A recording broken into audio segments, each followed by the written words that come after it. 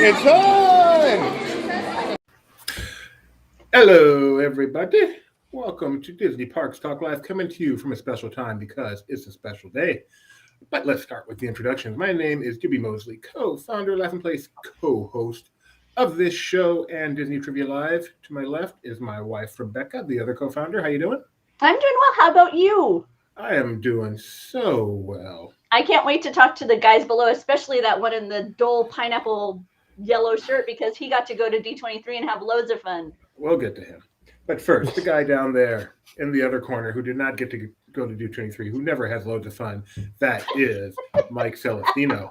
All I do is have fun.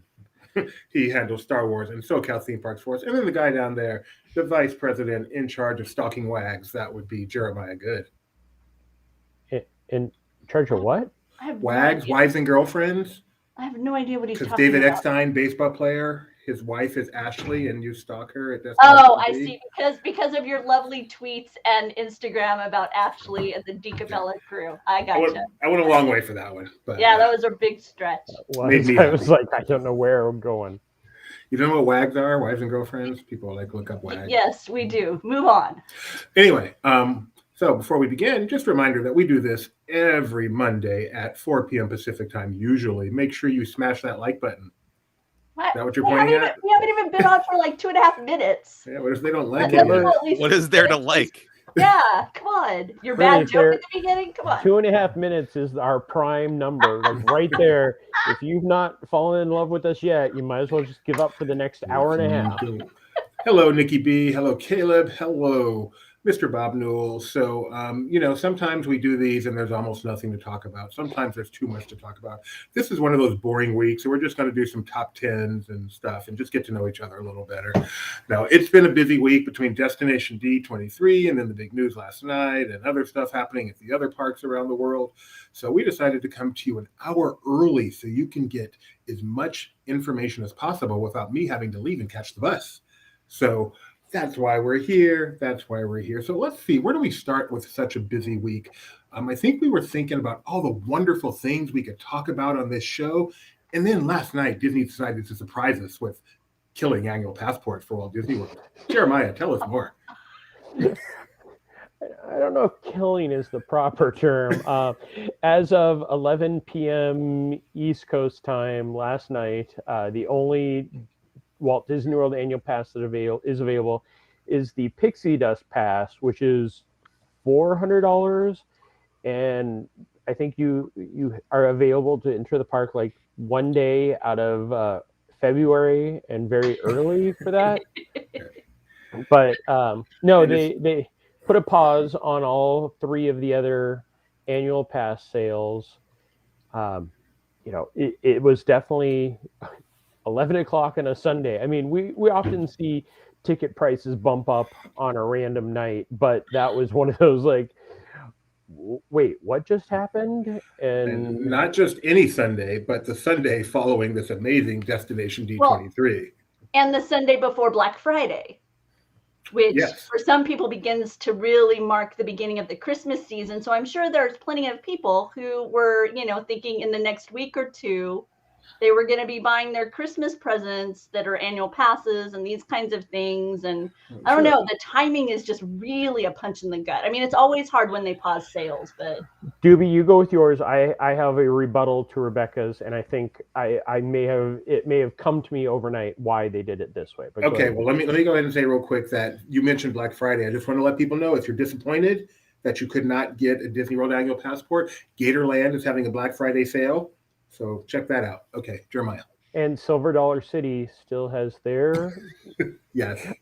Universal Orlando took advantage of it too with a tweet today as well. Yeah. So everybody kind of jumping on the annual passes paused at Walt Disney World. No, I think one of the things. So Walt Disney World annual passes, unlike California and Disneyland, are locals.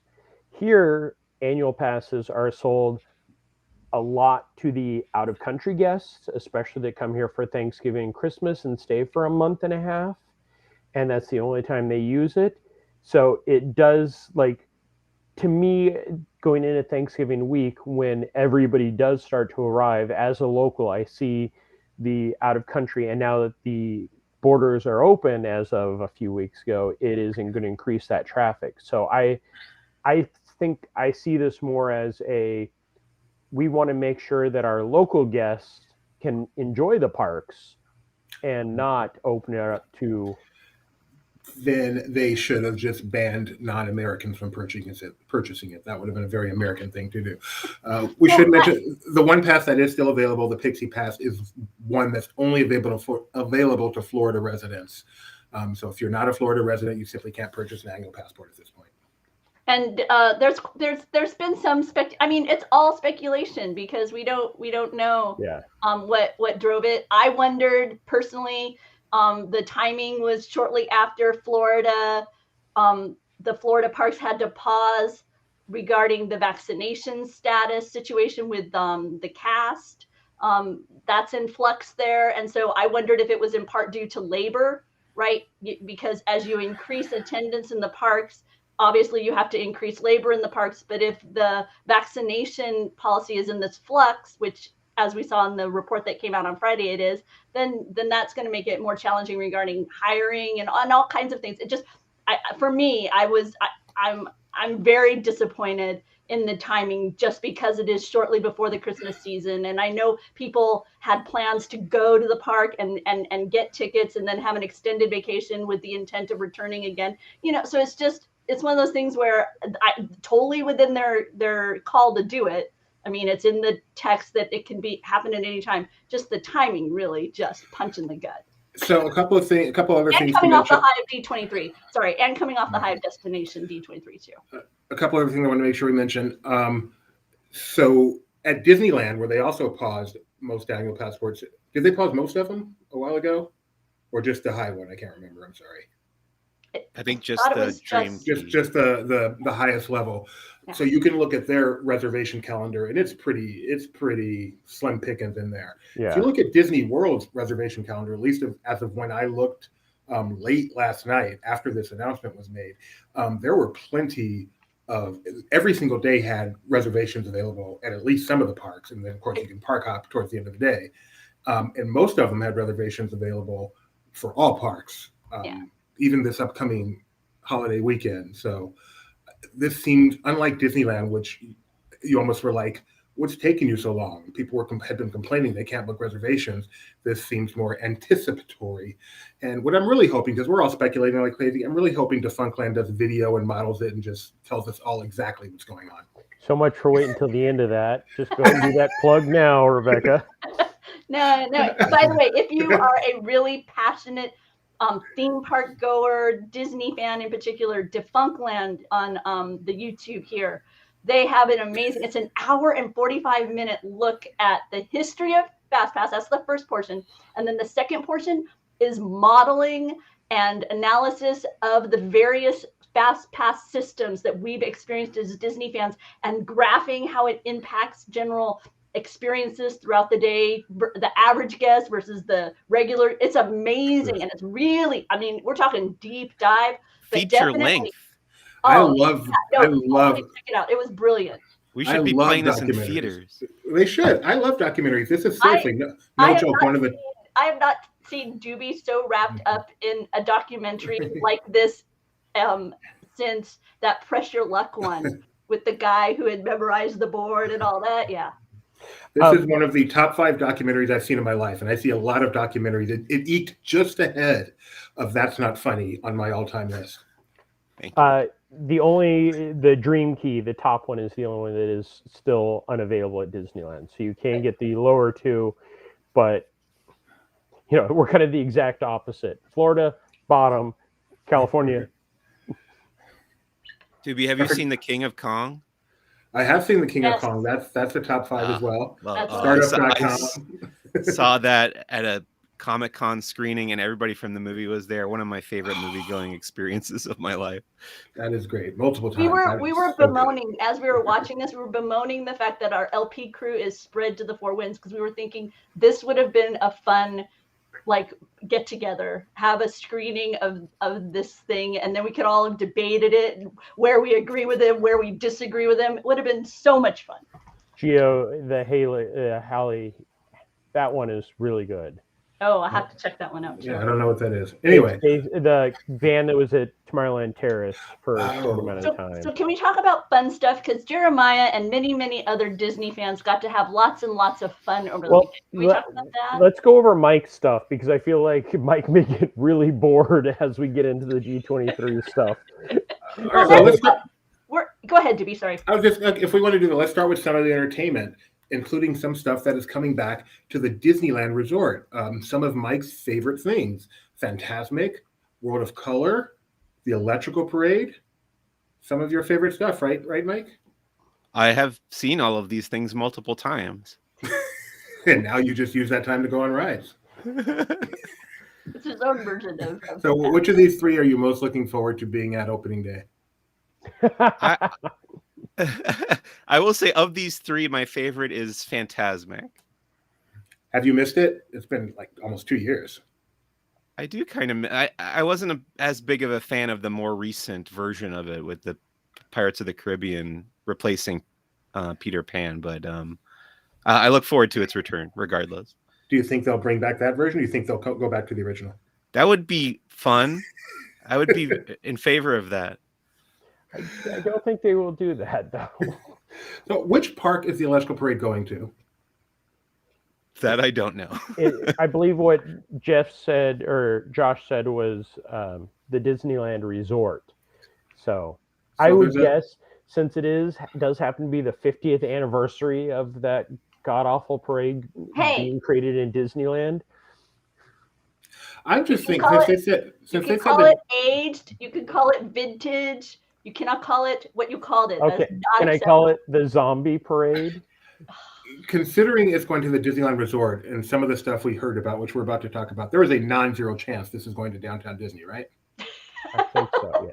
I mean, they could do it in that little green. Do you have a picture of this new area, Rebecca? Maybe we could map this out. So they announced that Downtown Disney is finally going to be tearing down the AMC Theater just as the vines are growing in. And Earl of Sandwich. And Earl of Sandwich, that's got to move someplace else, right? Or be there when it reopens. Remember, as far as we know, the Lego store is not being torn down, right? No, it is Starbucks to Earl of Sandwich, and the stuff around the corner is what Sugar Boo & Company, Earl of Sandwich, and Starbucks were specifically noted as what will be closing in January of 2022 in preparation for this change. And what's happening here is the AMC theater area is going to become this nice kind of green area where people can gather, relax. There's going to be a performer stage nearby. So kind of opening it up, right? Removing that kind of alleyway. I believe that Downtown Disney has. Ska bands are going to probably perform there at some point. Mm-hmm. So looking at this concept art, I still have absolutely no clue what we're looking at. Like, I looked at this multiple times going, I don't understand what we're looking at anymore. Well, the top left corner is where the Lego store should be, right? Am I thinking about that wrong? I don't think the monorail, just past the monorail track. Yeah, because it comes across the street and it curves here, and this feels like these palm trees feel like they're right in front of the area where the hotel is. But what are the buildings that's over right now? Yeah, so that looks like where the AMC currently is. It's like Legos and bathroom would be right on the other side of the monorail, and then where the people are, the first building would be where Starbucks currently is. And then it goes this way. Instead, they're building something back. I guess, because the monorail right now doesn't pass over buildings at this point, right? Yes. Right. That is that open space right next to the old AMC. I do like the Incredibles 2 theming they're giving to the whole area, though. I think that works well. Well, you won't, with the way that the parking's being redesigned with everything that's going on, right? If they eat up part of that parking lot that's back there, and now without a theater there, that's not such a big deal. So in essence, if this is in essence widening that zone from Star Wars over towards what was Paradise, is it still Paradise Pier Hotel? Yes. As user location as opposed to parking location. Is that what you guys are saying? Am I understanding you? So they didn't call out the old ESPN restaurant. They didn't call out the old rainforest, but they called out the existing. So they may have just called out the existing as things that are going to be closed, and we're going to tear down 2 empty buildings that we stick anything we possibly can in. Yeah. I would think that the AMC theater building is big enough that everything you see in that concept art would fill that space without taking up the parking lot behind it. So perhaps this is that area that is currently the atrium of at the entrance of the theater, is what you're saying, Mike? Because this has that circular rotunda feel like it does. I think so. Yeah. Yeah, okay. And if that's the old and then it goes bypass street that they used for like 3 days, where the front greenery areas is Starbucks and the old Walt Disney Travel and the old rent-a-car place and the miscellaneous stuff that nobody ever walked back there for. But it's strange that they're calling out what they are tearing down, and it does look like they're building at least 3-4 new buildings, because along the monorail track. Doobie, can you put it big again? Yeah, I can do that. Thanks, Rebecca. No worries. Because 2 buildings, and then that random building in the back that has a smaller building. Yeah. But I think Mike's right that this can all just be the footprint of the AMC, because it goes back very deep.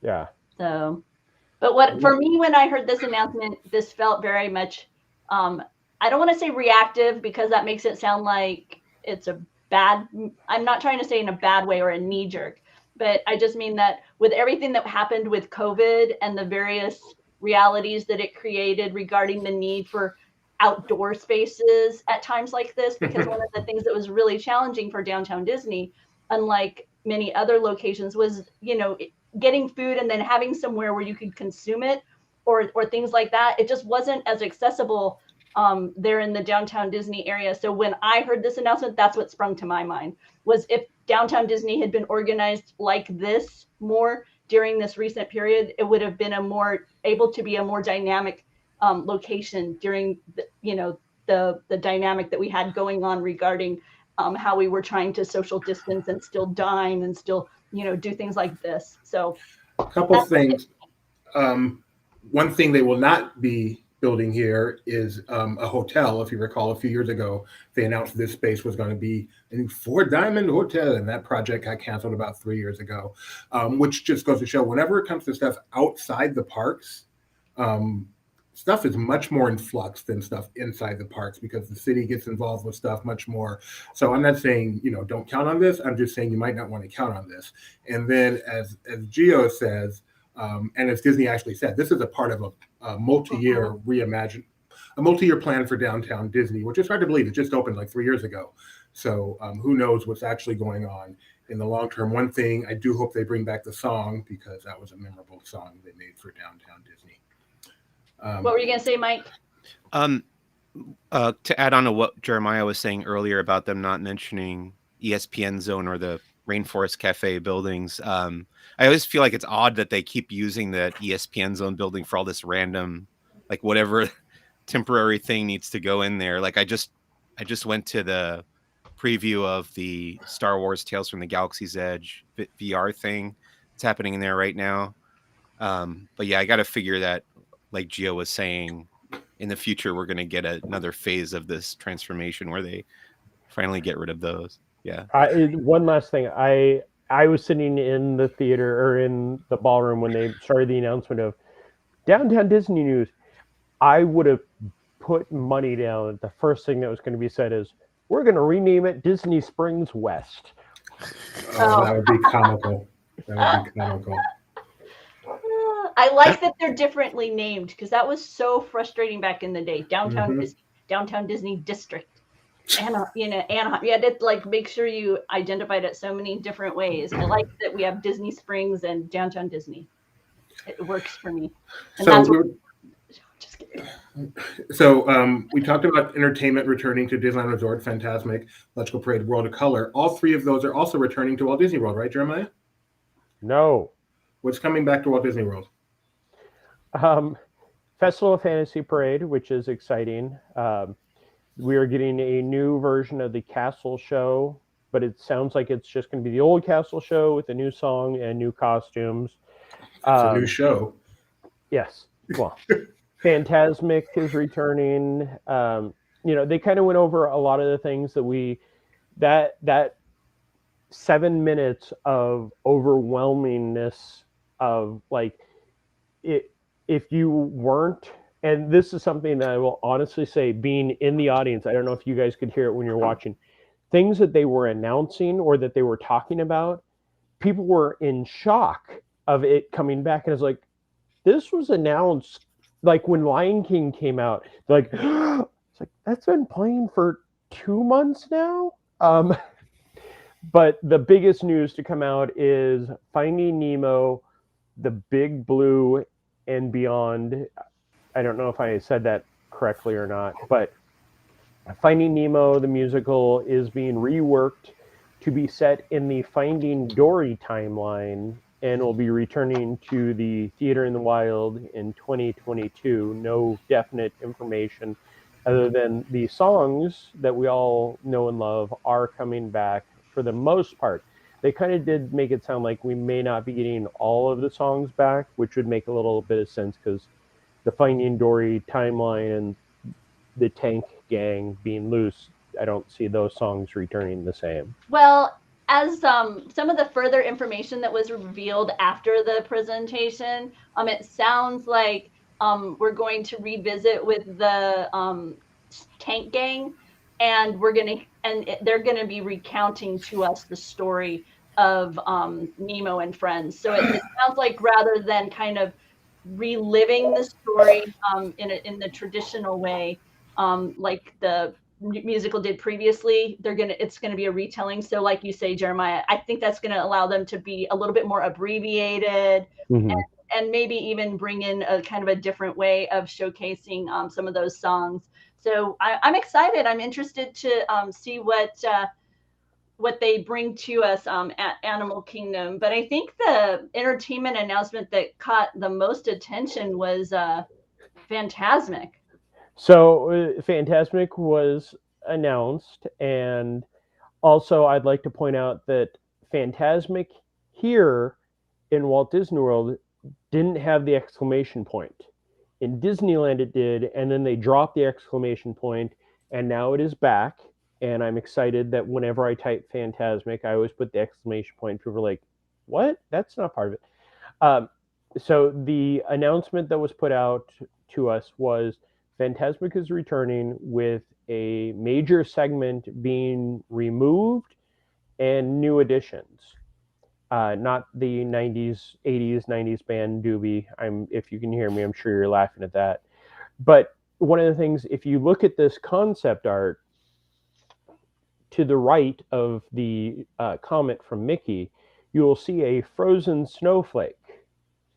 And then at the bottom, underneath the Fantasmic, you'll see a Moana and then next to it, a Genie Moana lamp. or what? Nice. And the Genie's lamp, which the Genie, well, there's always been some parts of Aladdin in it. And Frozen had made an appearance, but mostly just in the bubbles. So if I had to bet money, and I know that certain websites are just flat out saying they're betting money, we will be evolving the Pocahontas segment into maybe a Moana, Frozen, Genie, Aladdin segment. Or I'd just like to see Frozen take over, and then maybe add in, or Moana take over the entire Pocahontas segment, cut it down, and then add in the sisters to the princess floats or have their own little sequence. Yeah. Remember when remember when Fantasmic, back when it started, there was no IP, it was just an original show? Am I the only one that misses that? I was hoping for Tangled. I was hoping for Rapunzel, when he first said that it was, something was going away, I was listening. I wasn't watching. And so I didn't know that the visual had these kind of cues and hints as to what was coming. And so in my mind, I had already constructed where that tower was going to be in the center, and she was going to swing on her hair. And I had gone, and they were going to have the lanterns on the water. I was, yes. Doing the whole John Smith swing, but it's Rapunzel on her hair.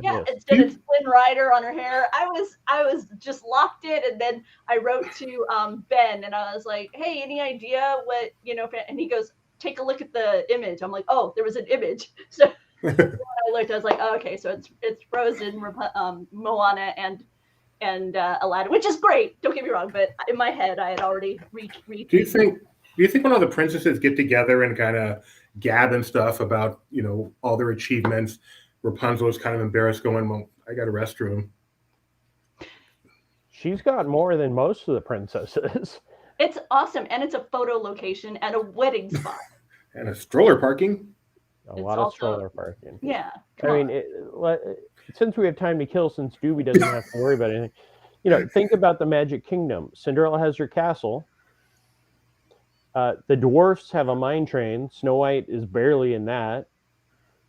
Beast has his, but Belle, kind of takes over. It's really Mermaid and Rapunzel in Fantasyland. She's a restroom. Oh, Gio mentions the most important part: the photo recharge. Photo recharge. How can we forget that, Jeffrey? Okay, so we've taken care of the stuff that. Oh, and churros are coming back, if I'm not mistaken. Churros are back. That was totally like some of those announcements. Again, I was sitting there listening to the crowd, woo, and I was like, it's just fun. Have you been in the park? People are just having fun. Speaking of the crowd, I'm sure at some point, somewhere in these 2 days, they must have mentioned Kite Tails. What was the reaction like? That was actually when they were recapping entertainment. The Kite Tails was definitely talked about, and there was a verbal giggle. And I think also one of the things about Kite Tails is Disney knows. I mean, they just changed over the announcement to include the description of the kites going down. They know what they're looking at. It is a fun show, no matter what. Thank you, Gio. But it's a fun show. It's just sadly the first couple of days of it was media who screamed the loudest, like, "Oh my God, they're crashing!" But by the way, they just announced today there's annual pass holder seating at Kite Tail. So right under the landing area. Now you can enjoy it with fellow fans in your own special way. So I like that. I like the idea of all of us just kind of, MST3K or what is it, now together over in our own zone. So the day guests could have fun without our snarky. That's not a bad idea in general. Jeremiah, congratulations. Did you get a magnet? No, but he did get something. Check it out. Yes to. This is actually why I turned my camera this way. So I got a it's so cool certificate, and somebody was making a comment about to medieval times. Crown, but look at the cool artwork on it. Like cool. This is something. If when they first said, "Oh, you're going to get a crown," I'm like, I'll wear that. I'll be that guy. And then finally, the last day I got that, I'm like, I'm never putting that on. I'm going to find a way to frame that with my certificate. With the pins. I think it looked really nice as a nice long frame with some pins around it of the various characters that are on it. If anybody wants to purchase me the D23 sets that have these characters that are available, I would definitely add those to a frame. Again, Jeremiah at laughingplace.com. And Gio played from home. If you were really quick on the draw, you could, because what happened was that they would put it up on the stream, but then they would go away when they were actually giving you guys the questions. So we didn't get, so I'm guessing because they didn't really want you playing at home.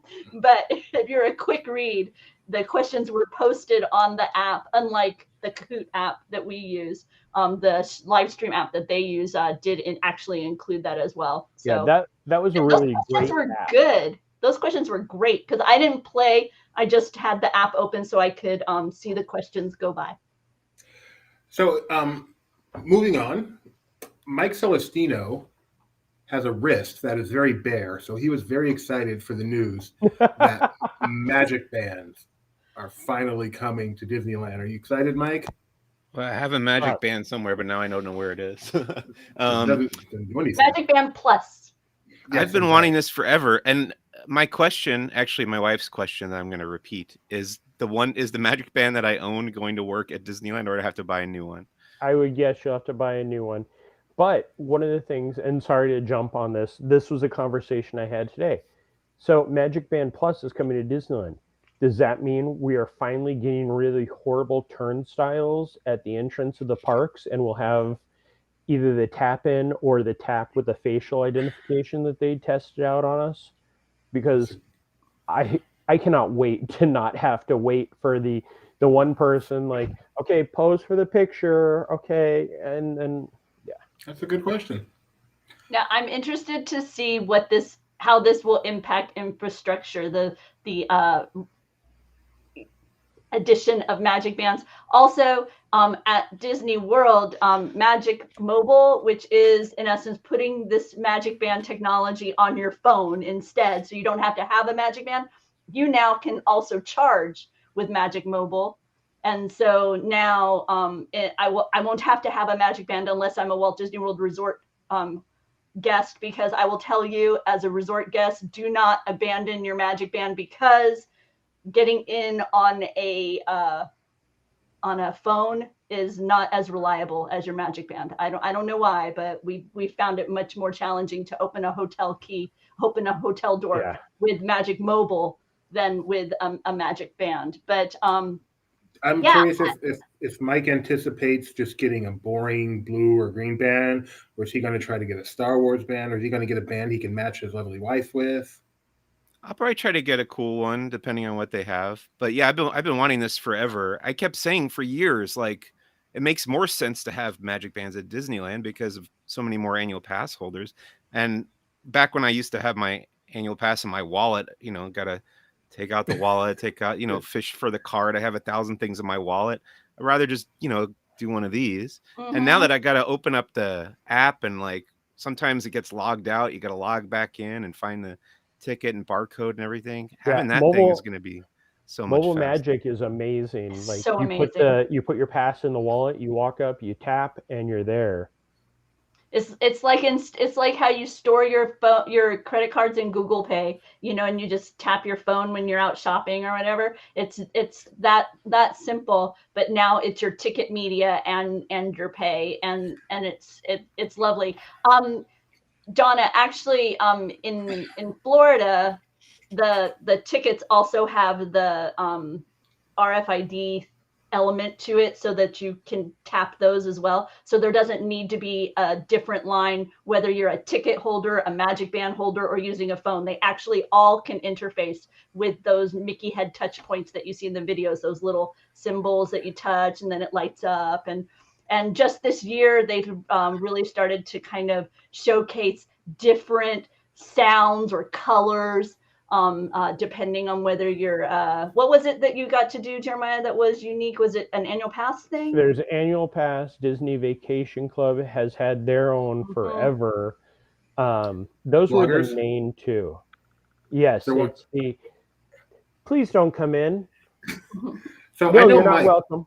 Mike, I've heard you lament, because Donna was talking about separate entrances. I've heard you lament the lack of a separate entrance for annual pass holders. Every time. Is what you're really looking for, do you want one sign that says people that know what they're doing and one sign that says, the rest of everybody? I would be happy with that sign. The one sign could just say my name and I'd be happy. And by the way, for those of you who haven't heard, MagicBand Plus is on its way next year, and that's going to feature light up components and haptic, like vibrational interactive with fireworks. Well. And apparently there's going to be some sort of interactivity with this. I'll be honest, when I saw this MagicBand Plus, I carry Nuimos around. I would love for this to be some sort of little pendant or medallion that my new Wemo can wear, because I would enjoy that lighting up, or that having the little sparkle or whatever when interacting. I'm not as inclined to be paying much attention to my wrist. So, And I miss Pal Mickey. I'll be I honest. like that in that concept art, they show the back side of it, and it does have the screws so you can remove the puck like they do with the MagicBand currently. Oh, and take them on Antarctica with you? That could be, they could sell all the whatever they're called. I hope that these are still, I hope that the size of that is still compatible with some of the other elements that we've already purchased. No, it is different. They are square. I had a chance to look at them a little bit closer this time, and but you'll have to have it on your wrist so you can get that shock. Oh, it's time for me to go on a ride. Oh, so related in a way. They also talked about the fact that Disney, what do they call it? Hey Disney is coming to Echoes. So you can, if they're going to be in the hotel rooms, but also you can do it at home. Hey Disney, what's the weather at the Magic Kingdom today? Hey Disney, what are crowds like today? Yeah. Hey Disney, am I blacked out today? Stuff like that. So the Hey Disney stuff is, it's been announced for a while. They mostly announced that it was coming to the Disneyland resort, the Disneyland hotels. So that's their next big step. They did also have that display out in the lobby for us, and every time I'd ask questions, like, more information to come. And so the Hey Disney coming to the resorts and the MagicBands to Disneyland, all of that is coming in the year of 2022. And if you're interested in the Hey Disney, you can type that into your Amazon search and it will show you that element of the Alexa skills. It has a nice little splash page with a bit of an introduction and some of what you can expect, storytelling with certain characters, weather from Mickey Mouse, these kinds of things. Watch this. Hey Alexa, tell me about Hey Disney. Alexa, volume up. What a magical request. Hey Disney is how you can say hello to my newest friend, the Disney Magical Companion. Starting next year, join the Disney Magical Alexa, stop. Yeah, so you That's can even cool. ask your Alexa about Hey Disney, because it's going to be a skill.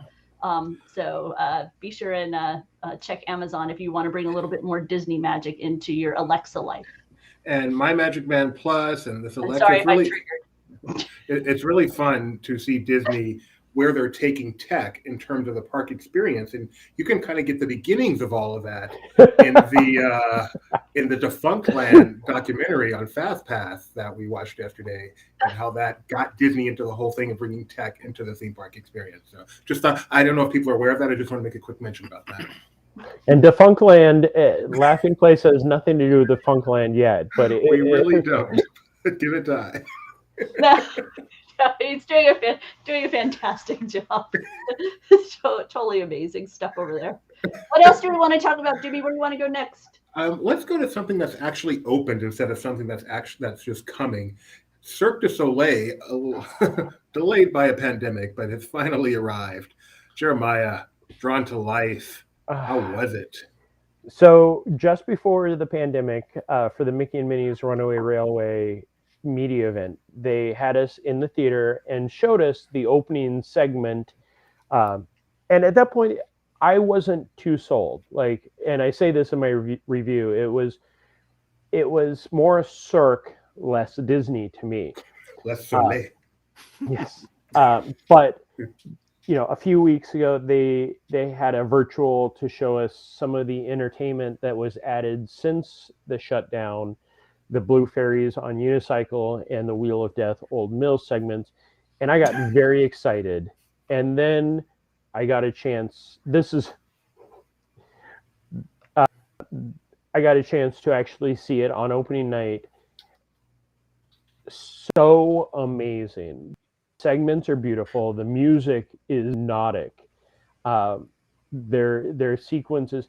I say that I have definitely started to be more emotional since the pandemic and everything, but seeing this, I saw this on Thursday night, and then Friday I saw Encanto, And then Friday night or Saturday night I saw Ghostbusters, or Friday night. I have never cried so much in like a 2-day period since something bad emotionally happened. But Right. Drawn to Life is so amazing. It will definitely become one of those things that many families used to do when they would visit Walt Disney World. They would go see La Nuba because it became a family tradition. I experienced La Nuba twice. Both times I walked out going, oh, I slept through some of it. And then there was also that's not something I really have an urge to go see. Myself, everybody, the media section, we all at the end talked about how we would purchase tickets, and some people did go purchase tickets right as we walked out. So it's that type of show. And I definitely look forward to, when you guys visit and it's, hey, we really want to see this, me jumping in. Yeah, I was really impressed with they did a panel for it for D23, and you could very much tell that there's a love and a passion and a respect for the artistry of animation behind the development of this. And so I'm extremely eager to experience it. I cannot wait. I'm a huge fan. I've always been a huge fan of Cirque du Soleil in every form I've ever seen it. And I can't wait to see it actually. I like La Nuba, but the thought they've actually meshed it with Disney now instead of just being at Disney. I'm excited to check it out. It's funny, seeing those sets reminds me of something like Disney Dream on the cruise ship, which I'm sure it's nothing like, but the sets at least remind me of that a little bit. So one of the funny things, Banksley, who we all have known from Attractions Magazine, now this is not a push for anything other than he's a really nice guy, and he now works for Legoland Florida. He got married last week, and I was lucky enough to be one of his groomsmen. One of his other groomsmen was a artist for Disney who works on a lot of merchandise, and he was telling us the story of how 3 years ago, when this all was starting, they actually went into his office because he has an old school animator's desk, took pictures. His hand is drawing some of the things. They went over, and at one point they have a pencil sharpener. They recorded the sounds of his pencil sharpener sharpening a pencil for the show. And the desk lamp that is on there was a desk lamp he had just on his desk, and they recreated it in a very large scale form. So it was one of those, like, not only was it an amazing show, but having that extra tie to it was really good. Yeah, like I say, in a similar way, when Imagineers discuss all the detail and study that goes into creating an attraction, it was a very, very similar dialogue during the presentation from the Cirque du Soleil development team. So that is now open to guests, not just special people like Jeremiah at Disney Springs, Walt Disney World. And similarly, on the West Coast, something just as exciting has opened, and that is Pelican's Landing. And I got to go the day before it opened. And I don't mean for a preview to walk around inside there. I mean, I got to look over the construction wall and take a photo of the sign. So this is located over by the Mike, you tell us. It's next to, I think it's called Fowler's Harbor. Yes. And it's between that and the Tom Sawyer Island raft loading dock. The old keelboat area. Yeah. And it's an outdoor seating area. There are two. You can't see both pelicans in that picture, but there are two of them by the sign. There's the other one. And is Fowler's Harbor still open as a eatery, or did this replace it? I'm honestly not sure, because that whole area was blocked off during construction of this. Oh, it looks like there are more pelicans there. I know when I was out just after they put the walls up, the Fowler's Landing area was open. This was more down and was set up for the eating area for that, so you can get a nice bread bowl and go and sit and then pay $150 to watch Fantasmic somewhere down the line. Sorry, I didn't mean to jump it out. Worth every penny. Anything else going on at the Disneyland Resort, Mike? I know you were there for Life Day and Mickey's birthday. What do you got to say about that? Oh gosh, I always forget to bring my merch into the room when I buy it. It's all sitting in the living room. But I bought some. All right, you want to vamp for a minute? Oh, we need you to show merch. Yeah. So Mike Celestino is now on his way to the living room. I think right now he's in front of the restroom. Okay, we can talk about other things. What do we want to talk about? Didn't we have Disney Plus Day? That in the parks was something. We talked about that already. Did we? Yeah. Was that? That was 10 days ago. Was that Monday of last week? Time flies when you're at Destination D23. Seriously. So we can talk about this while we wait for everything to get settled over there. Oh yeah, Guardians of the Galaxy Cosmic Rewind. During the Destination D23, they, in some of the Fast and Furious, not the ride, information that they were kind of pushing out to us, they talked about the Guardians of the Galaxy Cosmic Rewind opening, and one of the things that they let us know is Nova Prime, Glenn Close, was actually returning, and then they showed this video of her, which we're assuming was while they were filming for it, because just having Glenn Close on call going, hey, can you put on the costume to film this 30-second video for Destination D23 may be a bit expensive, but it was exciting news. They gave us some new concept art, and then, of course, the information about Glenn Close reprising her role. And then you got to sit in a ride vehicle. Yes. Oh, wait. Can we watch the Jurassic Park ride in the corner, though? So one of the questions, and I know, Doobie, this was high on your question list, is the size restriction for this vehicle. Those of you who don't know John, a.k.a. Big Fat Panda, that is his name on all his things, he sat next to me, and as he called out, it is definitely a big boy friendly seat. The lap bar and the seat was so deep.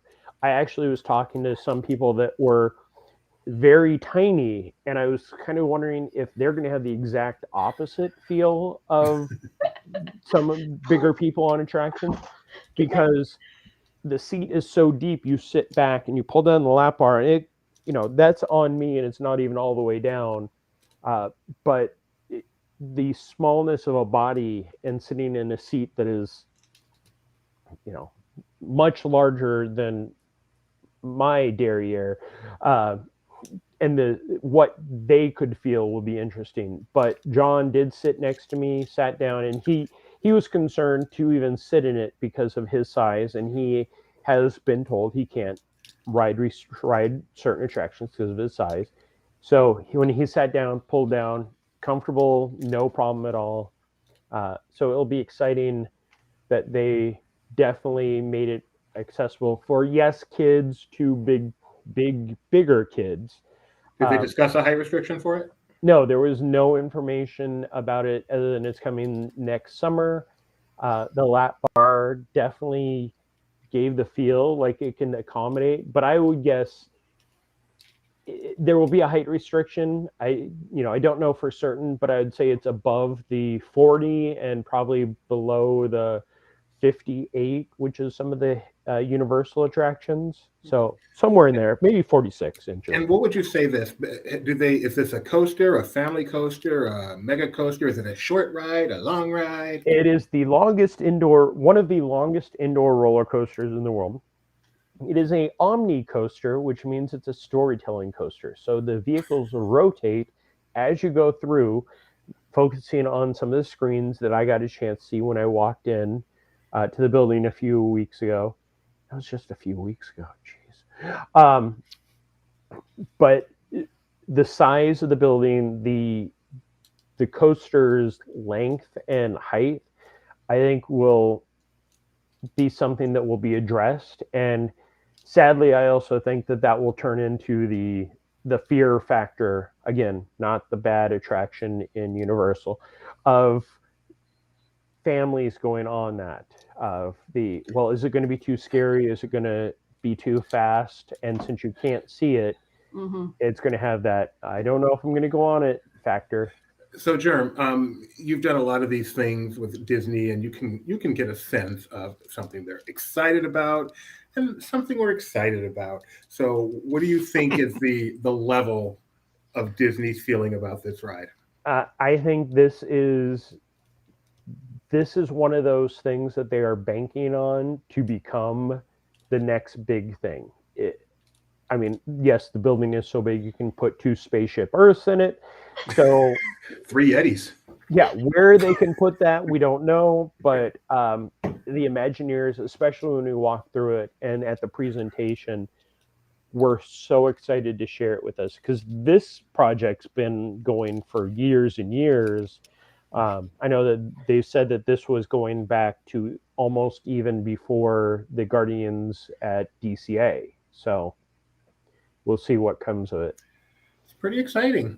And then I think this is the same franchise, the same cinematic universe. The Star Wars Galactic Starcruiser announced that, that's kind of the next big thing to happen. That's only about 4 months away. And so they gave a few additional details. So let's go to our Star Wars correspondent and find out what's new down there. Are you talking to me? Oh. Yeah. That's the title I don't have, Mike. It may be in my backyard, but you're the one they talked to about it. I thought you had somebody like a cub reporter on the scene or something. No, we would never. Not for Star Wars. It's you, Mike. Oh my goodness. Okay, let's see. I did recap the panel. So earlier in the day on Saturday, Josh D'Amaro showed off the lightsaber that everybody's been talking about. I think this is the first time they've shown it in public. Is that right? Yes. Yeah. And it strikes me as, I mean, just looking at it from a dork's perspective, like the blade is a little short and the handle is a little too thick, but it looks cool when the lights are dimmed that it comes up out of the hilt. Can I just say, did anybody else like us, every time Josh would say it's real, Doobie would say, and it's spectacular. Every time. Go ahead, Mike. I love it. What else did we get? We got a lot of other little details. I think the thing that excited me the most about the panel was Matt Martin's little bit about talking about how they're connecting the story of the Galactic Starcruiser and the Halcyon to all the other parts of the Star Wars storytelling saga, which I'm always excited for that kind of like interconnectedness. Then this is the singer. Her name is Gaia, and she's a Twi'lek performer who's going to be putting on the show during the dinner and a show type thing the first night of the journey. This is some of the apparel that you can buy on the ship, including stuff inspired by what you'd see in the movies, some of the fancier clothes, and then as you can see on the kids there's stuff that's actually inspired by outfits that some of the crew members will be wearing on the ship. Mm-hmm. I feel like this should be required just to maintain the theming. Everyone should have to be dressed like one of these things. Yeah.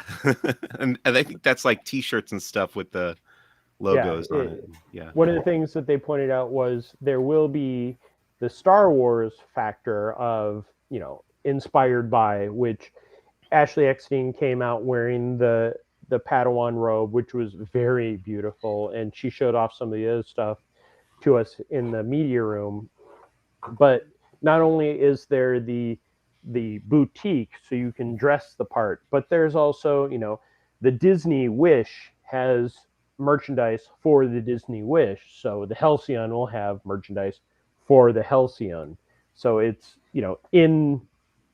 in story, but it's also, hey, why do you have a shirt that talks about the Halcyon? Because you're on the Halcyon. What was really interesting to me was how much of it seemed to highlight the cruise line. What is it? The Cendrilla. Now see, I'm not gonna remember the Cendrilla. name. Yeah. Chandrilla Star Lines, I think. Yeah, I noticed that was a logo on quite a few of the merchandise items that they were showcasing, which it was interesting to me as a consumer. The jewelry that she had as well was really gorgeous, and so I'm quite excited about the broad array of stuff. But this goes back to what you were saying about Matt, correct? Mike? Yeah, what we're looking at there is the cover of one of the comic books that's going to tie in called Halcyon Legacy. And I think it's maybe a 4-part comic book series that's coming out in the beginning of next year. And we're going to see characters from every era of Star Wars. I think the High Republic, the prequels, the original trilogy, and the sequels. So it'll go through every era of characters visiting the Halcyon. And this is the guy, his name is Shub, I think, S-H-U-B. And he's the founder of the Chandrila Star Alliance and the designer of the Halcyon ship in universe. Did they go through? I didn't see the live stream, but did they show the entire presentation of the history of him and how he started on? I think it was Corellian, and then he talked about it. They didn't necessarily show it, but yeah, the effort that they put in to this backstory was, not surprising, but at the same time so detailed, and we were getting very excited. And when they were talking about the food, they're like, we can't tell you what the food tastes like, but it looks amazing. They showed us on the Josh Damaro going onto the ship and getting some lightsaber training with the lasers, which was kind of fun looking. But the part I really liked was he got to go on the bridge and he got to pilot. He got to pull some buttons and stuff, and then he sent it into hyperspace or hyperdrive in this universe. Light speed. A fun little tidbit that came out of that was they said that when people are on the bridge and somebody sends the ship into hyperspace, everybody, if you happen to be in your stateroom or in a cabin, in your porthole window, the ship will go in hyperspace. So it's all simultaneous, when you jump into hyperspace, it's happening for everybody. That was the part I was like, that is just a horrible thing, because really it should be only you can jump the light speed once per day at that point, unless you're like bouncing all over the universe. Maybe you're light speed hopping like at the beginning of Resistance. Only one Hondo maneuver though. That you're only allowed to do once. And then one of the little tidbits that came out of the presentation, Doobie, that you didn't get to see this part, right? You were not home for all of this, as I recall. Was that Han and Leia may have honeymooned on it? A couple. A special Star Wars couple. Oh, was it a special Star Wars couple? So we don't know which couple. So a special Star Wars couple may have honeymooned aboard the Halcyon. John Stamos and Rebecca. To which unless it's like Uncle Owen and Aunt Beru, I can't think of any too many other married Star Wars couples. To which I replied to our tweet with the Disney Cruise Line's little souvenir commercial. What are we supposed to take from that? Stories. There's a galaxy of stories coming, and that is just sock on one of the stateroom doors, and that's why. There we go. It's what, Lumpy? No, what is that? Mala is Chewie's wife. No. The doesn't he have a little one? Don't we meet his son in that? Oh yes. Lumpy is the son. Yeah, Lumpy. So maybe we go to Lumpy's. Is one of the T-shirts I was created on the? No, maybe it's Itchy on there, and he just puts the sock on there, and he puts on the VR helmet. Happy life, Dave. But here's some of that food that they couldn't tell us how it tasted, but it sure looks good. This is actually a grilled cheese and tomato. Oh, I cannot wait for the bubble bread and I forget what they called the tomato soup, but that was. Yeah, it can't be as good as Jolly Holiday Bakery on Main Street, so And this launches in March, and they actually gave away a testing trip while they're still making sure it works to someone who was at Destination D23. So but they also did, and this is one of those exciting things, that they announced that some of the first guests on there will be Make-A-Wish kids.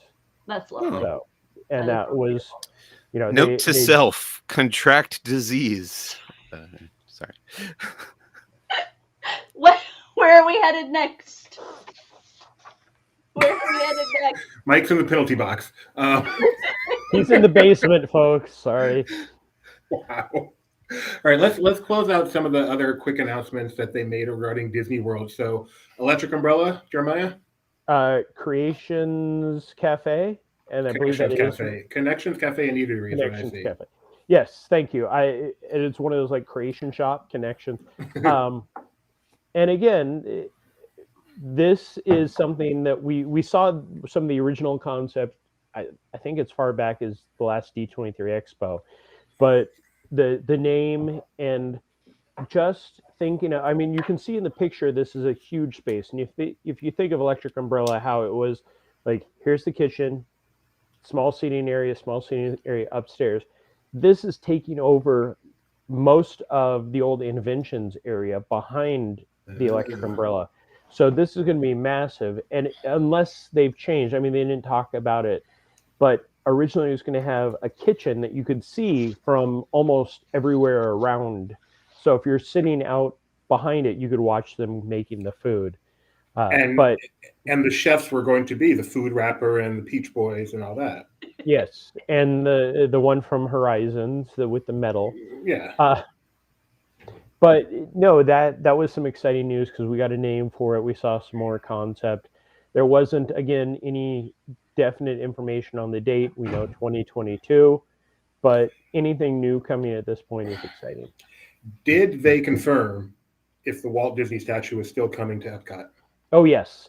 They talked about Dreamer's Point, and they actually showed some of the creation of the model of it, that they were going to take the model, scan it, and make a real statue of Walt. And it's more of Walt in his older years when he was talking about Epcot and Project X. So it looked, the stuff they were showing was amazing. They didn't really, again, call out exactly where it is. We were all on the monorail at one point going, is it going to be there? Is it going to be there? We know it's in the shadow of Spaceship Earth, so we are guessing almost directly behind it, so you could sit there and get a great photo op of everything. And Mike, did you get a chance to see the Project EXO demonstration? I saw images from it, but I didn't see the video. It was pretty cool. So Jeremiah, I presume you got to see it in person. Rebecca and I watched it on video, but Wreck-It Ralph came out, or at least the bottom half of him, in his hands, and it was just incredible. I'm not sure what Rebecca has queued up to show us, but what was that like in person, Jeremiah? I was on the other side of the floor, so I wasn't that close, but watching the ease, and if the Pandora utility suit that came out at Disney's Animal Kingdom, this was kind of the first test of this, where it looks like it should be so massive and need extra help. He was just moving his arms at will. The giant hands were moving. You're doing a great job vamping, Jeremiah. I mean, one of the things, as I desperately look for this because I cannot find it. One of the things that we were really thinking it was going to be, you said Wreck-It Ralph, and I know Tony was talking about Sully. Fair enough. I see more of a giant green guy walking through Avengers Campus at some point. Do we have the video that they sent us? Let me look. I don't think I do. Nope. Yeah. Sorry, I don't. Right. But yeah, that is just his hands, just his arms moving those. There isn't a massive mechanics or anything. And he would raise his hands up, move his fingers. It was just... That's the magic of this. It's not that it's doable. It's that it's doable by one person in an easy, safe, fashion that can be used in a park by just a relatively ordinary cast member instead of a team and electronics. And all that. He just walked out from behind the curtain, and they were saying that all of the weight and everything is directed down. So it was kind of just very based on the bottom of him, but it's nothing that it can't just be a regular cast member. It's amazing. And this is the same department that brought us the flying Spider-Man, that we keep seeing the little baby Groot that walks around and talks to you. It's just the stuff coming out of Disney and R&D in terms of creating characters in the park. I'm sure Mike still can't wait to see some of this stuff appear in Galaxy's Edge. I was trying to think of a Star Wars character they could use that for. Wampa, some of the Wampa. Yeah, that would be good. Jabba the Hutt. Yeah, doesn't really walk around like that. Have you seen the Fine. movie, Scooby? Look, I have the whole box set with the Cylon cover. I've got the whole thing. Okay, I'm sorry. Back on track. Was there anything else about Disney World that they announced that we haven't? I think we've covered it. This was the thing about Destination D, and so Destination D, I want to do a little bit of a commercial for D23 and Destination D. We all, when they sold out the tickets in 15 minutes, thought, oh, it's going to be because of this, or this. No, they sold 2,000 tickets in 15 minutes. And this was a shock to everybody. And I'm not speaking out of turn, but I was talking to Michael Vargo, the head of D23, about this because I was one of the people in the queue waiting to buy my ticket and got shut out. The streaming came out of that, which I didn't get to see, but I've heard that they did an excellent job with that. Yeah.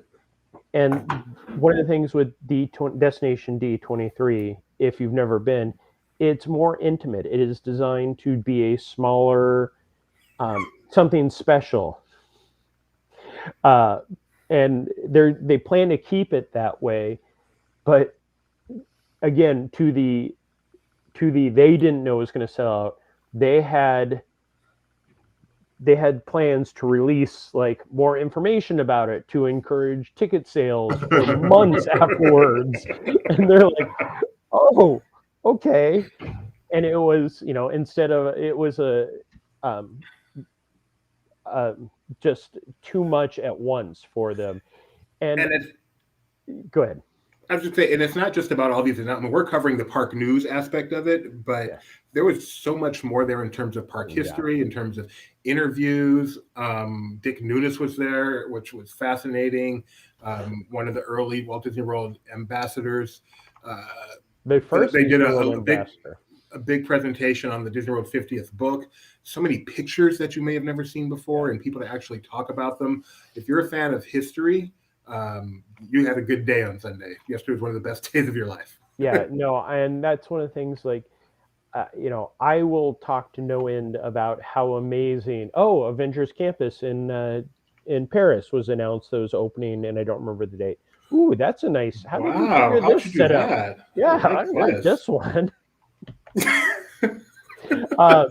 I'm just going to show pictures while Jeremiah talks about how wonderful it was. And that was Zootopia.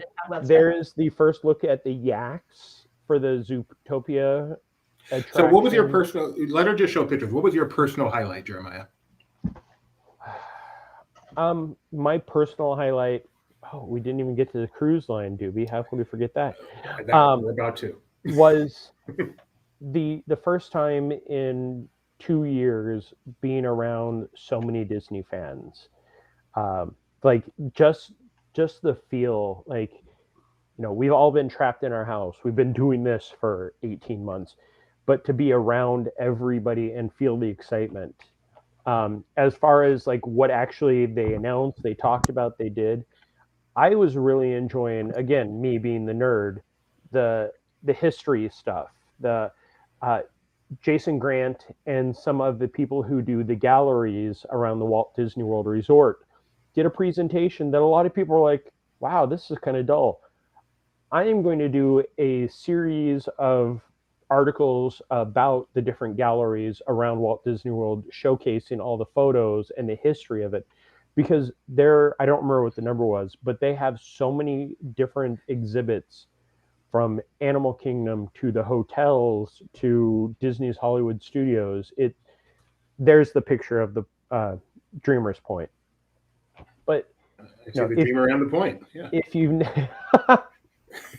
you've never been to a Destination D, or you've only been to an expo, they are two separate things. And Destination D is, as I said to anybody that will listen, is my favorite event. There's just so nice to sit there and not have to worry about running to different events, but to get to watch these amazing things. Like this, this is something you really would have enjoyed, Doobie, if you didn't get to see it. It's the planes, trains, and monorails panel, where they talked about all the forms of transportation and their histories. And Skyliner? what they're showing in the back is a rubber band test of the different Skyliner proposals that they had and how it would get from one place to another. When you zoom in on it, you can see all the various kind of destination combinations that they had considered in development. At any point, did someone say those aren't pillows? No, sadly. I'm very disappointed. Okay, yeah, I take that back. My all-time favorite moment was D Capella, and yes, for the rest of my life, you will hear me praise D Capella. So they performed multiple times throughout the weekend. They did a Magic Kingdom medley, which was just amazing. And then to pull back the curtain, after the presentations, we go back into a little media room with the 15 of us, and it's, smaller than a normal bedroom almost. And they came in, did some Q&As, and then they redid the medley for us. And if you go on our YouTube, I have the medley for Magic Kingdom and their EPCOT medley that's being released on December 3rd on all streaming platforms. And they are just the nicest people in the world and so talented. And as they pointed out when they performed, they haven't been able to be together because of the COVID situation. And so for them, this was also really exciting to be together in the same location, performing together in front of other people who were also in that location. So just really, there was the heart of the event came across even in the presentation. Yes, Mike. If D Capella fought Rock Capella, who do you think would win? Battle of the Bands. So you mentioned that Paris, Avengers Campus, some other stuff outside of Disneyland, Disney World. The most important thing was they gave us an update on the Disney Wish, which is the next cruise ship launching in 2022 is going to be one busy year. And so they announced 2 brand new shows that are going on the ship. Often when they launch a new ship, they'll have 1 new show. They're going to have 2 new shows. It's 2 new shows, 2 new shows, 2 new shows. They are going to have Seize the Adventure, which is based on Captain Minnie, right? It's going to be one of the showcase shows, but it will be the first time Captain Minnie is appearing in anything.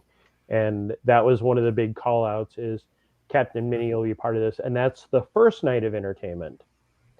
But the second night of entertainment is the new Disney's The Little Mermaid, a reimagining of the Little Mermaid story.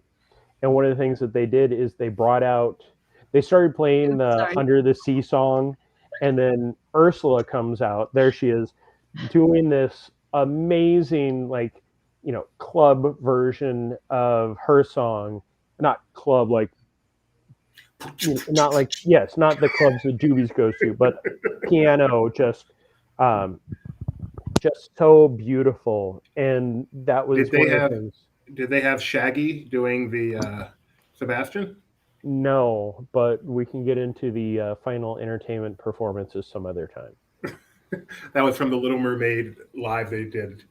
What was that, last year, I think? So, and, this is a Battle of the Bands T-shirt that they were offering that night. I know someone in the chat mentioned this. It was Kitchen Cabaret versus Food Rocks. Where else could you get information on fun little celebrations like this with a concert shirt and a lanyard and a pin? A poster. Yeah, they had a poster. They had a pin. They had that. This was completely just a throwaway, fun little thing that Jason Grant came up with. Because they were talking about, I don't even remember what it was. It was Park Stars. And they were talking about the different stars that have come and gone. And they talked about Food Rocks and Kitchen Cabaret. So they stand up, and Jason Grant, who, if you don't know, is an amazing Imagineer, tells great stories, just an uber nerd too. He's like, okay, so we're going to battle the bands. And he came out dressed as the fisherman from If You Had Wings. If you don't know what that is, go look at Martin's vids for his If You Had Wings stuff, because it's amazing. And he takes off and he has the Battle of the Bands. Like, okay, we're going to do this. And he took Food Rocks, and the other person up there he took Kitchen Cabaret, and the other person had Food Rocks.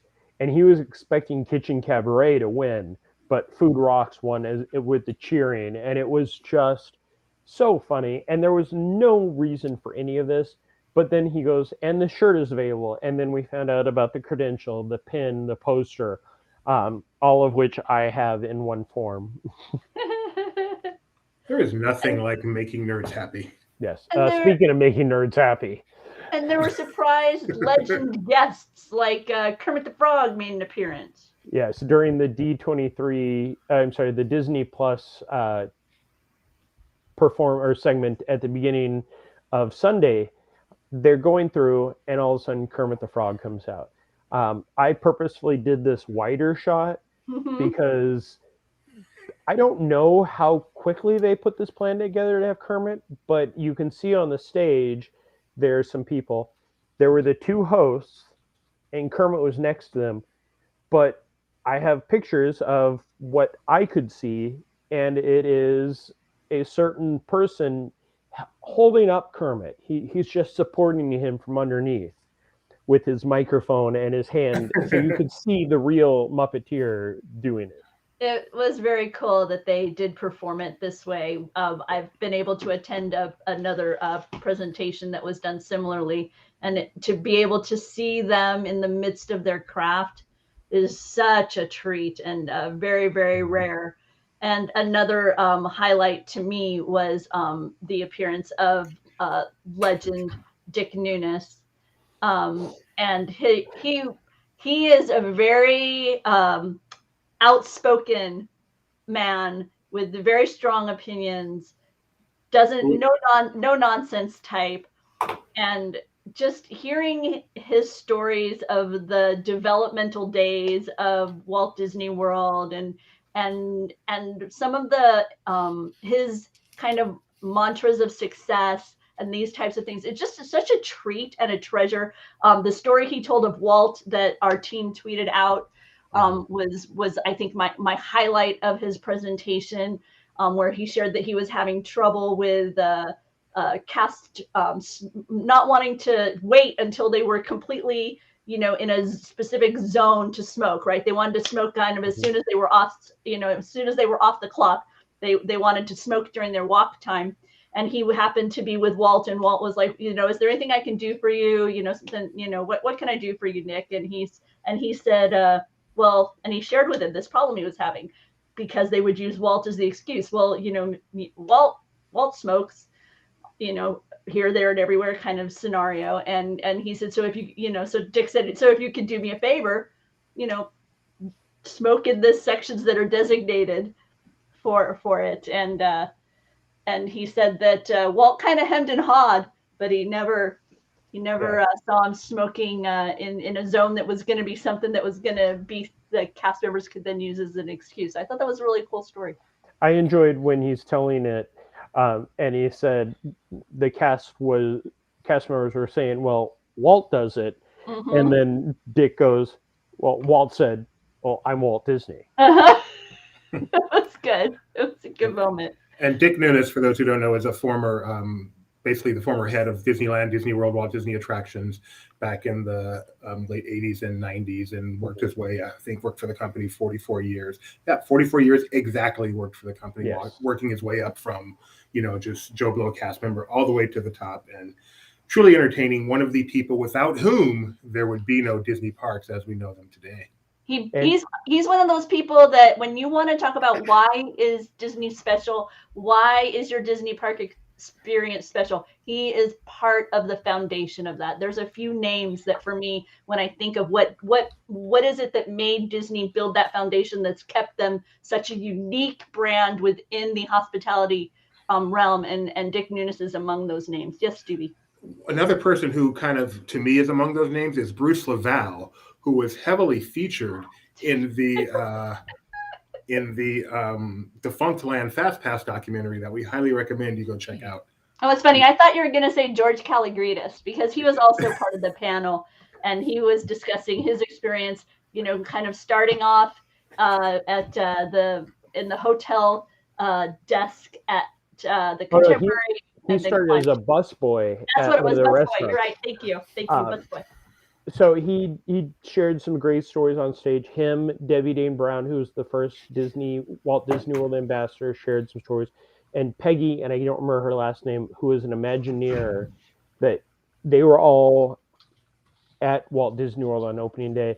And if you head over to our YouTube channel, we have a video up called Disney Origins that I'm going to start to try to make a thing. And it is George Calagridis telling the origin of the character dining and how it started. Oh, that's fascinating. Yeah. Mm-hmm. And these pictures. Peggy Ferris? Is it Peggy Ferris? Yes. Okay. These pictures are Roy pretty much walking onto the property after it started clearing the land, and that was Walt Disney World. That was the Magic Kingdom right there. And the person on the far left, what was his name? That's Brett. I know, seriously, I don't remember his name. Yeah, Brett. Wait, that's Brett? Yes. Yes. Okay, that's not the guy I'm No, thinking of. No, that's Oh, Stephen no, that's Vagnini. Steven. Yes, Right. I'm sorry, Stephen Vagnini. I wanted to mention him because he was No, I'm sorry. an incredible host. I just thought he did the best job whenever he was hosting something. He is also one of the authors of the Walt Disney World 50th book that has a title that is far too long for me to remember every time I talk about it. Yeah. But yeah, he did an amazing job. He, Kevin Kern from Walt Disney Archives, and Tim O'Day, historian and author, wrote the book, and at times they would both appear. And Tim O'Day, friend of Laughing Place, made a hilarious. His first video, he comes out and he talks about, well, thanks for this plug about the book, and you see in the background the books kind of on the shelf. And then the second time he comes, he set them all up like they'd be at the Disney parks, where they have like 3 or 4, and the books open, and it's all around his office. And I was trying to get a picture of it, but the slides were moving too quickly.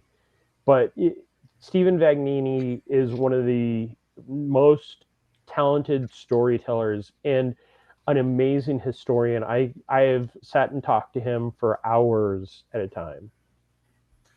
Chagrin. So that was the D23 Expo, of course. No, it wasn't. That was Showcase. Destination D23. We had an amazing amount of coverage on that on our website. Just go to We'll have lots of links below so that if you want to come back and check out any of that, you can do that. Or you can go to the front page of Laughing Place and the Destination D23 tag, and you will find all the various articles there as well.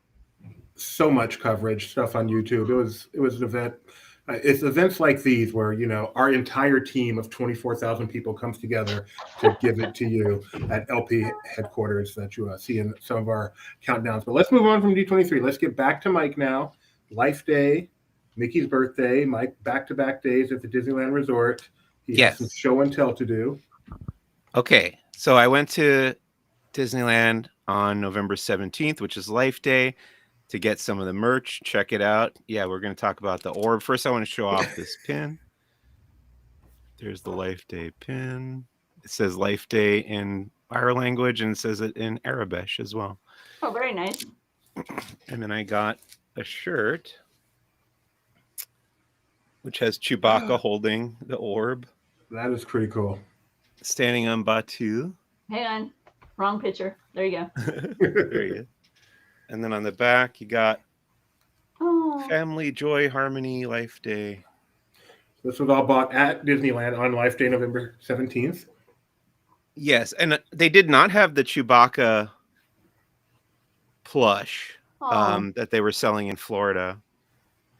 Check it out. Apparently, I was told it was because of the supply chain issues. What's that? I said the orb is apparently sold out at Shop Disney. So Donna is and looking at your Life Day orb enviously. All right, here we go. Check it out. Ooh. Wow, it is brilliant. That's way brighter than it looks here. It's supposed to be in person. It's blue with like white highlights, but on the camera, it's just picking up as white. Okay. Very nice. Is it kind of a cracked glass looking white? Kind of streaking in it, or is it like flecks? It's like white specks throughout the whole thing that kind of pulse a little bit in and out. Wow. Yeah, it's pretty neat, but does not show up on camera apparently. Yeah. You just gotta buy your own. Let's see if I turn the light on if it looks better. I think it's going to get lost for a bit. Yeah. Oh, that's better. Oh, there we yeah. go. We got an idea now. Yeah, that helps actually a lot. Oh, that's lovely. Yeah, I there we love go. it. In the big blue orb. Yeah, you get the idea. Man, so nice. Thanks, Mike. Oh yeah, it says Life Day in Arabesh around the base, and then on the back it says BSO for Black Spire Outpost. Oh. I was wondering. So that was last November 17th. We were at the parks with the live stream. Was there anything other than merchandise in the parks, Mike, about Life Day? Sadly, not really. So, Mike, now that I'm back, I was able to get the Chewy that wasn't available for you guys, but we didn't have the Starbucks mugs out here, which was interesting. So at Disney's Hollywood Studios, they only had the Life Day merchandise available outside the land. Mike, what day is it on Batuu? What day is it? Mm-hmm.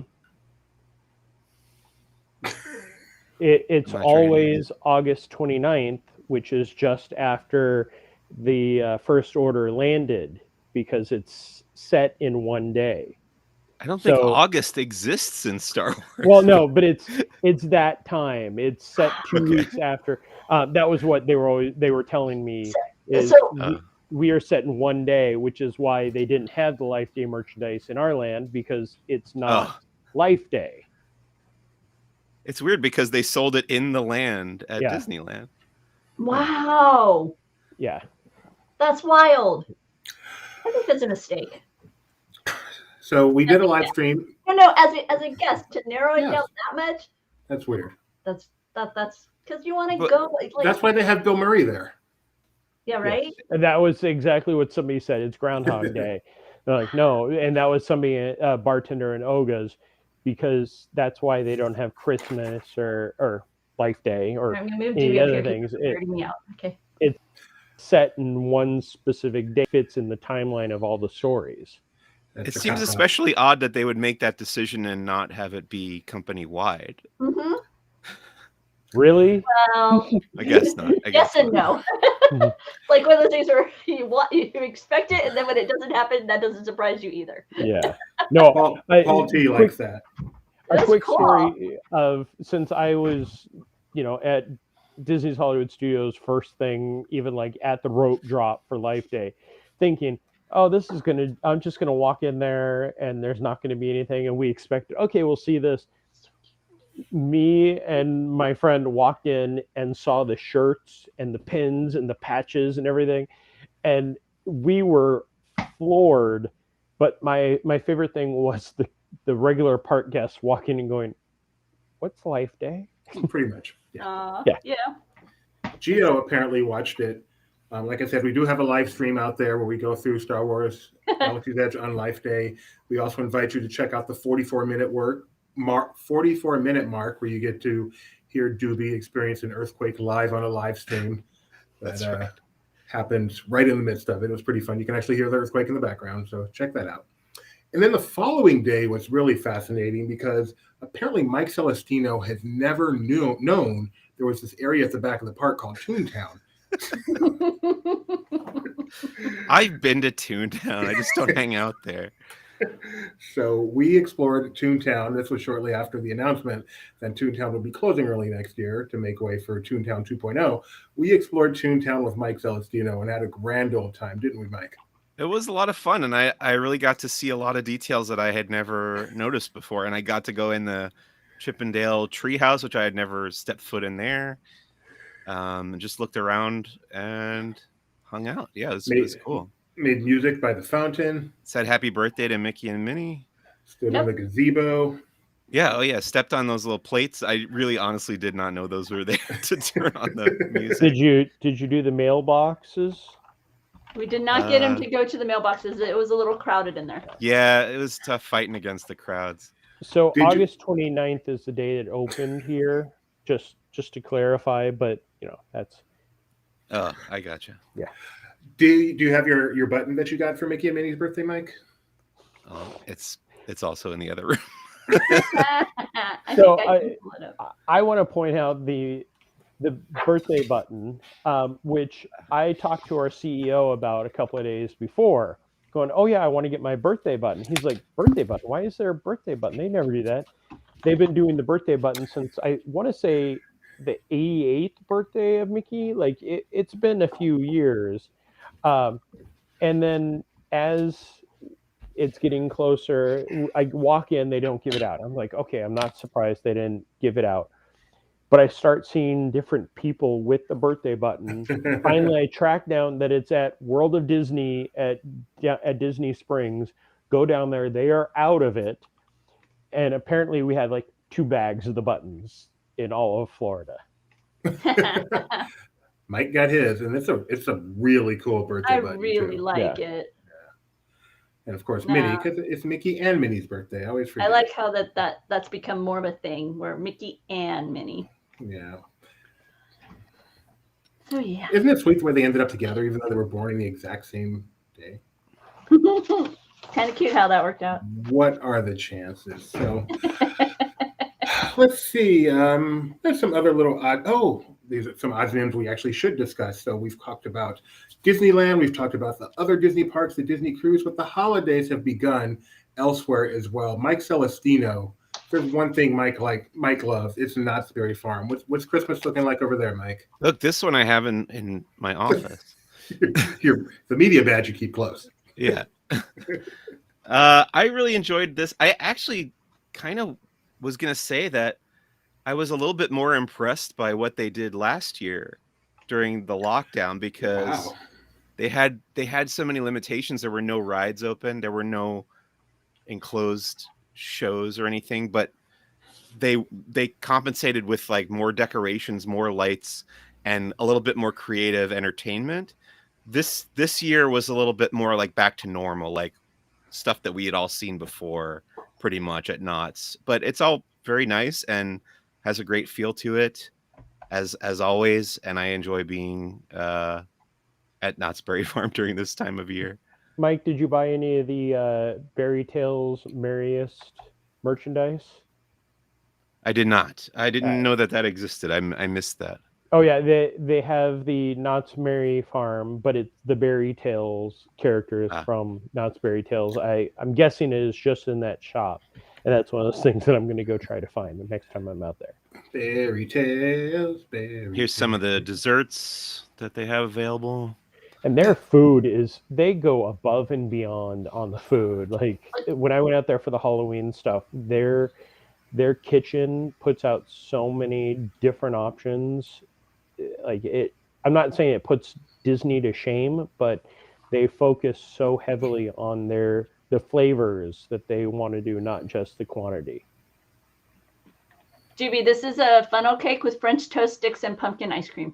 Yeah, that would be me eating that for sure. And this one is a pumpkin cheesecake stuffed churro, but the one that really I was like, I want you to try this so bad. Salted caramel toffee cookie witch. So Mike, at these media events, do you get to taste the food? Sadly, I could, but I cannot because of my food allergies. I'm going next year. What about this one? The Prancer pickle and bacon pizza. The real shame of it is that any of you could come with me anytime, because they usually give me 4 passes for the media event. So feel free to come down. All right. Seriously. Now you tell us. Look at this, a Jolly Taco stuffed sweet potato. It's like a taco, but instead of a taco shell, you have a sweet potato. I like it. That's a lot of potato. And then this I'm pretty sure this is similar to something they had last year, because I remember thinking turkey, gravy, and hash browns, or in this case, tater tots, sounds amazing. And I'm very sad that I am not in the Orange County area.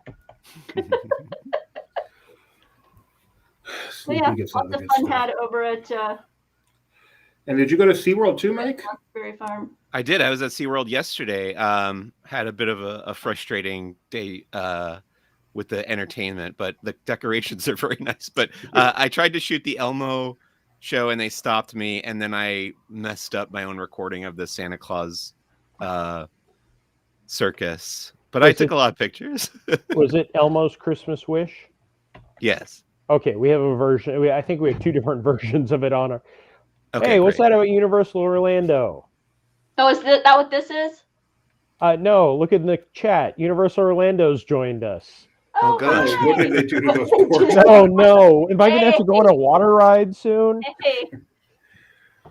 What? Wait, aren't they doing something special again? Because they had their haunt fries that I didn't get to. No, their fries that I didn't get to try. Horror Night fries I didn't get to The try. pizza fries? Oh, the Yep. best things in the world. Yeah. Now they do they have some sort of holiday fry now? Because I know they had the pizza fry. They had those fries with the marshmallow cream on top for I Horror Nights. sadly But I'm haven't too made scared it to over go there eat. yet.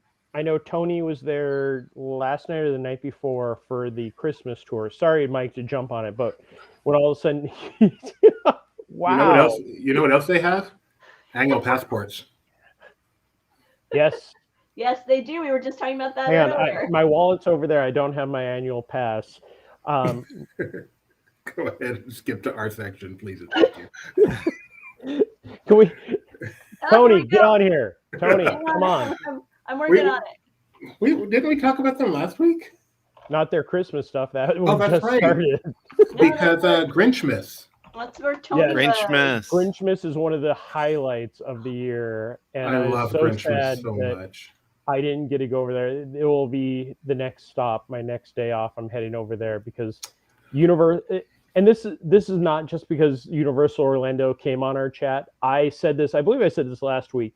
Universal Orlando for Christmas is probably my favorite place just because they go all out, and Universal has gone all out in the past few years. So I'm going to give a little bit of behind the scenes here. Literally 11 minutes ago in our Slack channel, one of our people wrote, okay, I'm willing to say USF and SeaWorld are 1A and 1B for Christmas. And that includes Disney in there. So we've got a lot of Universal fans here. Yes. Yep.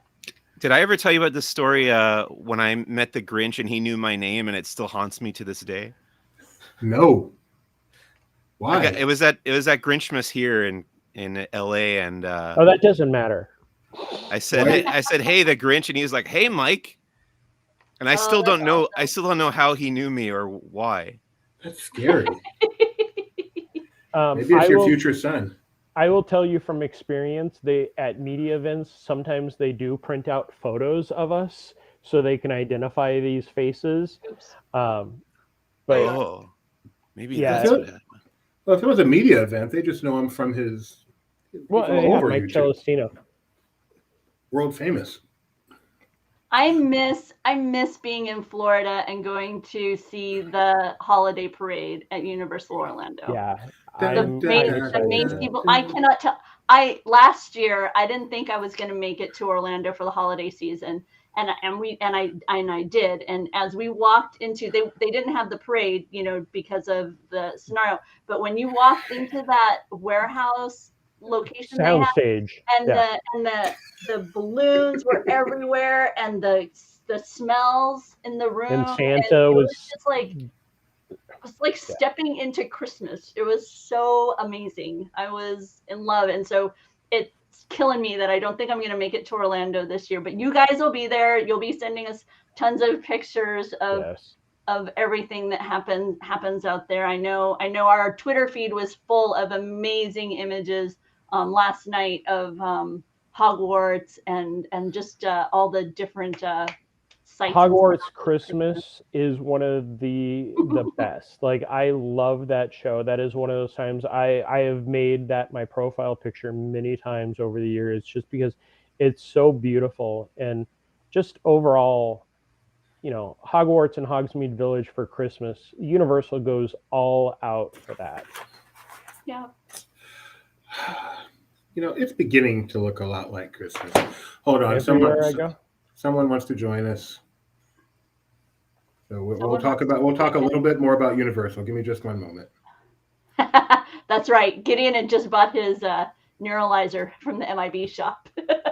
So he was going around neuralizing everybody while we were out. Here's an image of the Universal Orlando Resort with its holiday red and green. Yeah, I was very, I love Destination D, but I have to say, when the word of, hey, you can take the Christmas tour, oh, it's when you're at Destination D23, and then Tony got to go. I was like, that's one of those. There are certain things that always sting a little bit anytime the tour is with Universal, because I did it 2 years ago, and walking in to Seuss Landing, and where they had the Grinch talking, and somebody gave him a megaphone and he was just yelling at everybody there. It was hilarious. And the Grinch is one of those characters that can get away with, like they say in the horror makeup, we don't have to be nice to the kids. We're not Disney. And the Grinch is definitely not Disney or nice at times. So speaking of Universal, are you ready down there? Let's bring on Tank Top Tony himself, and let's talk a little bit more about Universal Studios. Is he on his Tank top? I have a T-shirt on. Tell us about Universal Orlando and Christmas, Tony. Well, I got spoiled, and I got to do the Universal's holiday tour. So it's a VIP guided tour that goes around and checks out all the different offerings for the holidays, guided by a tour guide. What are some of the highlights? The highlights are definitely seeing the part, because it takes place in the evening. Now, I will say you are rushed right from check-in to the parade, and then back to the Grinchmas Holiday Spectacular, which is a really elaborate way of saying it's the retelling of the Grinch. I love that show. Even the guide will tell you this is your chance for the bathroom, because there's about 90 minutes where you're not going to be able to go to the bathroom. Oh, did they take you up to the balcony for? I'm getting there. Okay, sorry. And then afterward, you go to the Circus McGurk's Cafe Stupendous, where the Grinch is waiting, and you get a cookie and cocoa. I will say that's the only time you are given food or beverage on the tour. So don't pass it up. Pack a water bottle, bring a water bottle, or something. Afterward, you are taken over to 30 Rock, or their faux 30 Rock, where the Jimmy Fallon ride is. And then you go upstairs to the balcony, where you meet Santa. Oh. For us, this was the only hiccup in it. This is exclusive to the holiday tour. You are in groups of 10 to 15, and there are, according to our guide, at least 40 tours going on. Wow. It is pre-scheduled. So at a certain point, you will all converge on Santa, and there might be a bit of a wait. That's okay. We waited maybe 10 to 15 minutes for Santa. Okay. My person with me said it was longer than that, or at least it felt longer, because there's no any space to wait other than that balcony, which is really cool because you're taking in views. We were fortunate enough to see the cinematics celebration, which apparently has a holiday aspect to it also, from up there. I kind of wish we had gotten taken to that also, if it had a holiday tag on it or something. Doobie, is that video on a loop? Yep, it's a really short loop because it's from. It's a tweet. It's a 6-second clip. Actually, I'm writing the review of it right now. Yeah, I wasn't prepped to talk about this because we didn't have. He's working on the review right now, so I thought we were going to talk about this next week once it was published. Yeah, I have the review right now. Yesterday was the first day they did it. How much is it? And it runs. It's $69. It starts at, so it might vary by the day. It starts at $69.99 per person. Oh, that's reasonable. Very reasonable. That's a fun tour. But the big highlight, and what I think what everybody will be going for, is not for Santa, but after you're done with Santa, you go into the park, because after Universal Studios is closed, and you see like the New York decorations without anybody around, and then you get ushered into the former Blue Man Group Theater, where they show the Grinchmas Hula Day Spectacular. And then you do a Who and A, which is a Q&A session. All the kids and some adults are given question pads that they ask questions, and then the cast of who are very much improv actors will take the lead on that one. But the what comes after that, which is the Hogsmeade Village, again after park closing. So you basically have free reign of Hogsmeade during this tour. No, it sounds like it would be a great way to get some like holiday pictures to put on holiday cards the next year if you didn't get it this year or that kind of thing. Sounds really beautiful. Yeah, there's maybe only the rest of the tour groups are there, but again, that makes it about 400 to 500 people or so based on the math. Wow. So they have butterbeer and stuff available also, but that is purchased. It is not included. Okay. Did you say the Grinchmas show is in the old Blue Man Group Theater? Thank you. Yes. Yeah. It's not over backstage where it used to be? In the sound stage.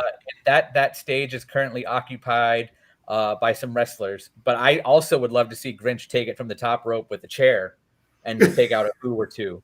But tragically, that's not in that theater. That's in the old Blue Man Group Theater. Is it the same show with that? So the groups get split up also, and we were taken down a special hallway that anybody in my generation might recognize as the Nickelodeon Studios. So I was very excited about that. Oh, wow. Did you get to taste some slime? That's a COVID precaution. We weren't allowed to lick up a random goo in the studio floor. No, they used to hand you like a little spoon with just some slime in it to eat. No, it was just a hallway, but a lot of the doors, it was bright green, and a lot of the doors had the font that, and it said like Studio 19, stuff like that. So. Dude, do you remember when Grinch used to just be on that itty bitty little area over by Redfish, Bluefish? One fish, two fish. Corner, yeah. Dude, and then they moved it over to an old soundstage, right? Which one? Yep. Okay, I'll tell my favorite Grinch story. Okay, we went with Ben from here at Laughing Place. Juby, Ben and I used to always make sure that we went to Universal together. It was a holiday tradition that we would go see Grinchmas. And as you're entering the location, they're like, choose any seat. Every seat in the house is amazing. There's no bad seat in the house. Choose whatever seat you want. And so, we choose our seats. Well, the way the thing was, there's this enormous Christmas tree in the center of the staging, and Ben's angle, the Christmas tree was right in front of the Grinch's little home area. So whenever the Grinch would kind of come out and deliver some lines at the beginning, Ben would have to lean over and almost into my lap to be able to see the Grinch. And it's like one of these treasured moments for us. We talk about it all the time. It was so much fun. We also saw the Grim Reaper that day, but we don't need to. Oh, yeah, we did, didn't we? Yeah, Universal Orlando, I definitely agree. That one ranks up there as one of the best. And I didn't even mention the finale. Why don't you mention it, Tony? Okay. It is a private showing of the Magic of Christmas at Hogwarts Castle, because Universal doesn't believe in having a simple title. The Magic of Christmas at Hogwarts Castle. It's about a 7-minute projection show on the Hogwarts Castle with a little bit of pyro, but it's exclusive. Normally that show fills Hogsmeade and the bridge, and having your own special access to it, that alone is why people will see that. I did the tour last year, and that was amazing. And they flat out tell you, like, this is where you need to stand if you want the best view of this. And it's sanctioned off like perfectly. So it's not, yes, there are 400 people, but on a normal night, you're looking at... No, on a normal night, there's another 0 on that number. And it's elevated, right? It's the performance is higher than it's on the castle. Yeah. Oh, that sounds amazing. I'm so jealous. Out here in the other coast, far away. Hey, they have the projection Great at American Universal Hollywood. No, that's also far away. I'm not close to that either. So. Oh wow! Thanks for telling us, Tony. We're looking forward. I figure we'll be talking about this actually after you've published your review. So. Oh yeah, the video clip on Twitter that looped for 6 seconds. Actually, you probably hear me cackling a little bit because they do the narration for the Grinch, and they said he even had the Who hash or whatever, and he goes, "Who leaves this on a mantle?" Because he grabs it off top of the fireplace. Cool. Tony, thank you for your time, everybody. This has been Tony, host of Tough Time with Tony, and we're going to say goodbye from there.